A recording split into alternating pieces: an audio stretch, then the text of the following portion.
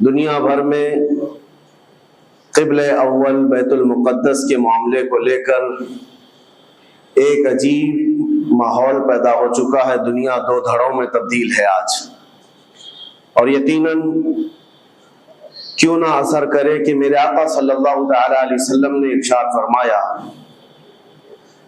بیت المقدس جس زمین پر آباد ہے، حضور پاک صلی اللہ علیہ وسلم کے فرمان علی شان کا مفہوم ہے سید البقاع، یعنی زمین کا جو سردار علاقہ ہے وہ بیت المقدس کا علاقہ ہے. مسجد اقصی جہاں پر آباد ہے اس کو سید البقاع کہا گیا ہے، اور یہ بھی روایت میں ملتا ہے سید الصخرہ، گنبدوں میں اگر کوئی سردار گنبد ہے تو وہ بیت المقدس کے لیے کہا گیا ہے. اور قرآن نے یہ فرمایا الذی بارکنا حولہ، مسجد اقصی کے متعلق فرماتا ہے رب تعالیٰ کہ وہ مسجد اقصی جس کے ارد گرد ہم نے برکتیں رکھی، لنریہ من آیاتنا، تاکہ ہم اپنی نشانیاں انہیں دکھائیں. تو یہ اللہ تبارک و تعالیٰ کی اس مقدس سرزمین جس کو ارض مقدس کہا گیا ہے، نام ہی میں مقدس موجود ہے. اور یہ آج سے نہیں بلکہ روایت میں ہے خانہ کعبہ کی تعمیر کے فوراً بعد حضرت ابراہیم علیہ السلام نے بیت المقدس کی تعمیر فرمائی، اور ہزاروں انبیاء اکرام علیہ السلام کا وہ قبلہ رہا اور وہ ان کی مرکز عبادت بھی رہا. اور ایک نہیں تقریباً 30,000 کے قریب انبیاء اکرام علیہ السلام مسجد اقصی کے ارد گرد دفن ہیں، آرام فرمائیں. جہاں اللہ کا ایک ولی دفن ہوتا ہے وہ برکت کی جگہ ہے، اور جہاں 30,000 نبی دفن ہوں، اور وہ بھی اولو العزم پیغمبر حضرت ابراہیم علیہ السلام، حضرت اسحاق علیہ السلام، حضرت یعقوب علیہ السلام، حضرت موسیٰ علیہ السلام، حضرت زکریہ علیہ السلام، یہ سب وہ انبیاء کرام علیہ السلام ہیں جو رسولان اعظام بھی ہیں، شریعت والے ہیں. یہ سب بیت المقدس کے ارد گرد ہیں. یہاں پر کچھ بھی اثر ہونا پوری دنیا پر بھی اس کا اثر پڑتا ہے. اور آج ہم دیکھ رہے ہیں جو حالات پوری دنیا میں پیدا ہوئے ہیں، اور چاہے وہ یورپ ہو کہ امریکہ ہو، افریقہ ہو کہ رشیا ہو، عرب ممالک ہوں کہ ہند ہو، ان سب کو کچھ نہ کچھ کہنے کی آج ضرورت پیش آ رہی ہے. کیوں؟ اس لیے کہ وہ ایسا سینٹر ہے، ایسا تقدس ہے وہاں پر جس میں پوری دنیا انوالو ہو ہی جاتی ہے. اور برسوں سے لے کر وہ جنگ کا میدان رہا، اور حضور پاک صلی اللہ تعالیٰ علیہ وسلم نے بیت المقدس کے لیے کیا فرمایا؟ صحابہ نے جب اس زمین کے بارے میں پوچھا تو میرے آقا نے فرمایا وہ حشر و نشر کی جگہ ہے. حشر و نشر کی جگہ ہے، یعنی قیامت کے قریب سارے لوگوں کو ادھر ہی ہانک دیا جائے گا اور قیامت وہیں آنی ہے. حشر و نشر کی جگہ ہے. حضور پاک صلی اللہ تعالیٰ علیہ وسلم نے فرمایا، اور فرماتے ہیں میرے آقا ہو سکے تو تم جا کر اس میں نماز پڑھ لو، اس لیے کہ اس کی ایک نماز دوسری مسجدوں کی 1000 نمازوں سے افضل ہے. یہ مسجد اقصی کے متعلق میرے آقا صلی اللہ علیہ وسلم کا فرمان عالی شان ہے. پھر صحابہ اکرام نے پوچھا کہ اگر کوئی جا نہ سکے میرے آقا بیت المقدس اور نماز پڑھنے کی اس کو استطاعت نہ ہو وہاں جا کر تو کیا کرے؟ حضور اکرم صلی اللہ علیہ وسلم نے فرمایا کم از کم تیل کا ہدیہ تو بھیج دے تاکہ وہاں چراغ جلانے کے کام آئے. یہ حدیث پاک میں ابن ماجہ کی حدیث ہے. نبی کریم صلی اللہ تعالیٰ علیہ وسلم کے اس فرمان علی شان کے مطابق میں آج آپ تمامی حضرات سے یہ گفتگو کرنا چاہوں گا کہ میرے عزیزوں، یہ صرف فلسطین اور اسرائیل کا مسئلہ نہیں ہے، یہ اسلام اور کفر کا مسئلہ ہے، اور پوری دنیا کے لیے ہے. پوری دنیا کے لیے اگر وہ حقیقت کی نگاہیں رکھتی ہیں، چاہے وہ کسی بھی قوم سے وابستہ ہو، چاہے وہ کوئی بھی دین اور دھرم سے تعلق رکھتے ہو، میں ان سے کہتا ہوں اگر اینک تمہارے اوپر جھوٹ کی نہیں پڑی ہے تو آنکھیں کھول کر دیکھ لو ظلم اور بربریت کس جگہ ہے اور حق کے لیے لڑنے والے کون ہیں. یہ ہر ایک منصف مزاج آدمی بھی آج پہچان سکتا ہے کہ کون نہتہ مارا جا رہا ہے اور کون سپر پاور طاقت پر کھڑے ہو کر اپنے مظلوم ہونے کا دعویٰ کر رہا ہے.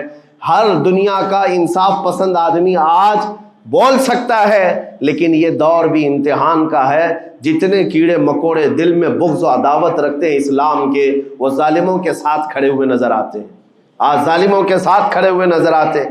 نبی کریم صلی اللہ تعالیٰ علیہ وسلم نے فرمایا، مسلمانوں آپ اپنی اوپینین، اپنی رائے کیا رکھتے ہیں یہ بہت امپورٹنٹ ہے۔ دنیا کیا کہتی ہے اس سے مجھے غرض نہیں، تمہارا تعلق تمہارے نبی پاک کے فرامین سے ہے۔ خبردار خبردار، تم کبھی ان ظالموں کی حمایت میں نہ آنا، ورنہ قرآن کہتا ہے وَلَا تَرْكَنُوا، اللہ تعالیٰ فرماتا ہے اس طرف تم توجہ بھی مت کرنا، جھکاؤ بھی مت رکھنا جس طرف ظالم گئے، جس طرف ظالم گئے ہیں اس طرف جھکاؤ بھی مت رکھنا۔ اور آج کہیں ایسا نہ ہو کہ دنیا تمہارے پاس بہت آ گئی، چکا چوند دنیا دیکھ کر، جیسے امارات والے ہوئے، متحدہ عرب امارات، دبئی جیسے آج انٹرنیشنل سٹی ان کے پاس مل گئی ہے، پوری دنیا وہاں پر تجارت کرنے لگ گئی، بحرین جیسے کنٹریز، ان کے پاس دنیا کی فراوانی آ گئی، تو آج وہ یہ سمجھنے لگ گئے کہ ہم کو مظلوم اور غریب فلسطینیوں کی مدد میں بات نہیں کرنی چاہیے، جو سپر پاور طاقت ہے اس کے ساتھ کھڑا ہونا چاہیے، کیونکہ ہماری ٹریڈنگ کا مسئلہ ہے، ہماری تجارت کا مسئلہ ہے۔ وہ یہ بھول گئے کہ ان کا اسلام کہاں ہے، ان کے آباء و اجداد کی روایت کہاں ہے۔ لیکن میں آپ سے کہتا ہوں ان کے نقشے پر چل کر کبھی اپنی رائے کو بدل نہ دینا۔ بعض مسلمانوں میں یہ گفتگو پھیلی ہوئی ہے کہ کیا ہم ہی مسلمان ہیں ہندوستان کے، کیا ہم ہی لوگ ہیں جو اپنی رائے بنائیں، وہ بڑے بڑے لوگ ہیں، عرب لوگ ہیں اور بڑے بڑے مشائخ ہیں وہاں پر، ان لوگوں نے رائے الگ بنائی ہے، وہ دنیا کے اور پیسوں کے پجاری بن گئے ہیں، ان کے ہاں نفس غالب آ چکا ہے اور شیطان کا ان کے اوپر غلبہ ہے، وہ حق نہیں دیکھ رہے ہیں۔ میرے عزیزوں، کہیں تم اپنی رائے اس طرح بنا لیے تو حدیث کو جھٹلانے والے ہوں گے۔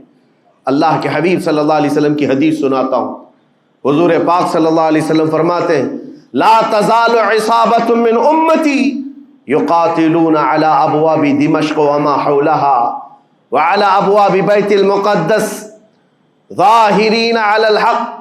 حضور پاک صلی اللہ علیہ وسلم فرماتے لا یضرهم خذلان من خذلهم ظاہرین علی الحق الى ان تقوم الساعہ۔ میرے آقا فرماتے ہیں قیامت تک میری امت میں ایک جماعت ایسی ہوگی جو دمشق کے دروازوں پر اور بیت المقدس کے دروازوں کے اطراف میں حق کے لیے کھڑی رہے گی قیامت آنے تک۔ اور حضور پاک نے یہ بھی فرمایا، میرے آقا مخبر صادق صلی اللہ علیہ وسلم کے فرمان آج ہم اپنی آنکھوں سے دیکھ رہے ہیں۔ حضور فرماتے لا یضرهم خذلان من خذلهم۔ میرے آقا فرماتے ہیں دنیا کے بڑے بڑے دھوکہ دینے والوں کا دھوکہ انہیں کچھ اثر نہیں کرے گا، انہیں کوئی نقصان نہیں پہنچائے گا۔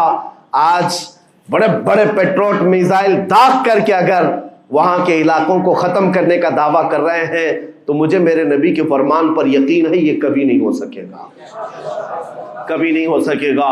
کچھ عمارتوں کے گر جانے اور کچھ بچوں کے اور کچھ لوگوں کے قتل ہو جانے کا نام یہ جیت اور فتح نہیں ہے۔ میرے عزیزو، آج ہم ان ظالموں کو دیکھ رہے ہیں جن کا دعویٰ تھا کہ دنیا میں ان سے بہتر ڈیفنس طاقت کسی کے پاس نہیں، ان سے بہتر بنکر کسی کے پاس نہیں، ان سے بہتر سائرن بجانے کی طاقت کسی کے پاس نہیں، پوری دنیا کو زہریلے ہتھیار بیچنے والی طاقتیں۔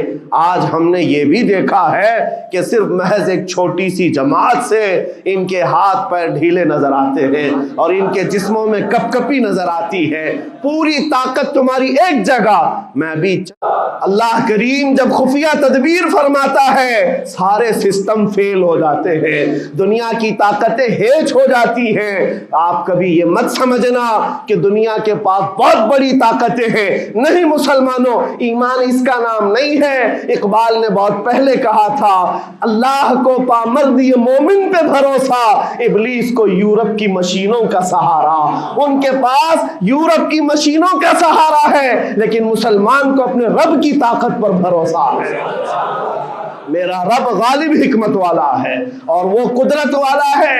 جس وقت رب تعالیٰ چاہے, کیا آپ نے تاریخ نہیں پڑھی, وہ اگر اپنے نبی کی حفاظت کرنا چاہے تو مکڑی کے جال سے حفاظت کرتا ہے, کبوتری کے انڈوں سے حفاظت کرتا ہے. وہ اپنے حبیب کی حفاظت کرنا چاہے اور کسی نبی کی حفاظت کرتا ہے, مچھلی کے پیٹ میں رکھ کر کے یونس کی حفاظت کر رہا ہے, اور ابراہیم علیہ السلام کو آگ میں ڈال کر کے بھی اس تپش سے بچا رہا ہے, اور اسماعیل علیہ السلام کی گردن پر چھری چل رہی ہے پھر بھی اس چھری سے بچانے والا مولا کون ہے.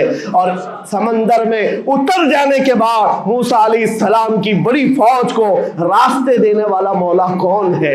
آپ جانتے ہیں ابراہیم علیہ السلام کو آگ سے بچانے والا, یونس علیہ السلام کو مچھلی کے پیٹ میں زندہ رکھنے والا, موسیٰ علیہ السلام کو سمندروں میں راستہ دینے والا وہی خدا ہے جو اپنے حبیب کو کفار مکہ کے ہر ظلم سے بچانے والا, ان کے رات کے منصوبوں کو خاک میں ملانے والا, میرے حبیب کو ان کافروں کے سامنے سے ایسے گزارنے والا کہ وہ کافروں کی آنکھیں ہمیشہ کے لیے اندھی ہو کر رہ جائیں.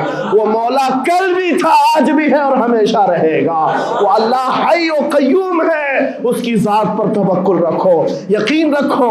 آج دنیا کے ان حالات کو دیکھ کر مسلمانوں کا ایمان اور مضبوط ہو جائے, اور مضبوط ہو جائے. آپ یہ سوچتے ہوں گے ہمیں کیا کرنا چاہیے, ہم یہاں بیٹھ کر کیا کریں. میں تو اس بات کو کہوں گا آپ واٹس ایپ جہاد میں مصروف نہ رہیں, ادھر کی ادھر چیزیں شیئر کرتے ہوئے گھر میں بیٹھ کر کے رات بھر اپنی مرغن غذاؤں میں اور بستروں پر سوتے رہے. نہیں, اگر تمہارا دل روتا ہے کسی ایک بچے کی آہ پر تم پہنچ تو نہیں سکتے, لیکن کسی غریب کی ایک درد پر تمہارا دل روتا ہے, اللہ کی بارگاہ میں وہ بھی لکھا جاتا ہے, وہ بھی لکھا جاتا ہے اور تم کو ان کے شریکوں میں شمار کیا جاتا ہے. تم اگر رقت کے ساتھ بیٹھ کر کے دعا کرتے ہو, سوچو آج تمہاری کیفیت یہ ہونی چاہیے جس وقت ان حالات کو دیکھو تمہارا دل روئے, تمہاری بے قراری بڑھ جائے, تمہاری بے چینی بڑھ جائے, اور بارگاہ رب العزت میں گڑ گڑاؤ کہ مولا اگر ہمارے برے اعمال کی وجہ سے, ہمارے گناہوں کی وجہ سے ہمارے بھائیوں پر اگر یہ آفت آئی ہے تو میں توبہ کرتا ہوں, میں باز آتا ہوں مولا, میں اپنی حرکتوں سے توبہ کرتا ہوں. آج تمہیں پتا ہے یہ آج کا حادثہ نہیں, اس دنیا کو میں جتنا کوسوں کم ہے, جو دغلی پالیسی رکھتے ہیں, جو ڈبل سٹینڈ رکھتے ہیں, ان کو جتنا بولوں کم ہے. میں ڈرتا نہیں ہوں اس بات پر, لیکن آج دل بھرا ہوا ہے ان مظلوموں کی آواز کو سن سن کر کے, جن کے گھروں پر رات بھر بمباری ہوتی ہے, جن کے شہر کا پورا بادل پٹاخوں سے نہیں میزائلوں سے روشن دکھتا ہے. میرے عزیزوں کیسی راتیں وہ گزارتے ہیں. ماں رات کو اپنے بچے کو گلے سے لگا کر سوتی ہے, اس کو یقین نہیں ہوتا صبح تک میرا لال میرے ساتھ رہے گا. انہیں پتہ بھی نہیں ان کے دروازوں پر موت دستک دے رہی ہے. 5000 سے زیادہ راکٹ داغ کر کے ابھی بھی ختم نہیں کیا گیا, اور ظلم اتنا ہونے کے بعد حیرت ہوتی ہے اس دگلی دنیا پر. میڈیا میں بار بار یہ کہا جاتا ہے ان آتنکیوں کا خاتمہ کیا جا رہا ہے, آتنکوادیوں کو نیست و نابود کیا جا رہا ہے, جن کی زمین پر 70 سال سے قبضہ کر کے بیٹھا ہے. دنیا اس پر کچھ نہیں بولنا چاہتی. آپ کو پتا ہے ہسٹری جنہوں نے پڑھا نہیں وہ آج بھوک رہے ہیں, جن کو تاریخ معلوم نہیں ہے وہ ٹپنی دینے کی کوشش کر رہے ہیں. ان کو اپنے باپ داداؤں کی تاریخ نہیں معلوم, یہ فلسطین کی تاریخ پر چل پڑے. پتہ ہے 1917 میں صرف 4000 یہودیوں کو رہنے کی اجازت دی گئی تھی, جب یہ پوری دنیا سے مارے مارے گھوم رہے تھے. ان کے لاکھوں یہودیوں کو مار کر ختم کیا گیا تھا. اس وقت فلسطین میں 4000 یہودیوں کو پناہ دی گئی تھی, اور یہ 4000 سے بڑھتے بڑھتے بڑھتے پوری دنیا سے ہجرت کر کے آتے رہے. 1948 میں انہوں نے اپنے ملک کا اعلان کر دیا. دنیا کو یہ نہیں پتا ہے, آج سب پتا ہے. نقشہ دیکھ دیکھ کر کے سب شیئر کر رہے ہیں. 1970 میں اتنا تھا اسرائیل, 40 میں اتنا ہو گیا, پھر 67 میں اتنا ہو گیا, سب شیئر کر رہے ہیں.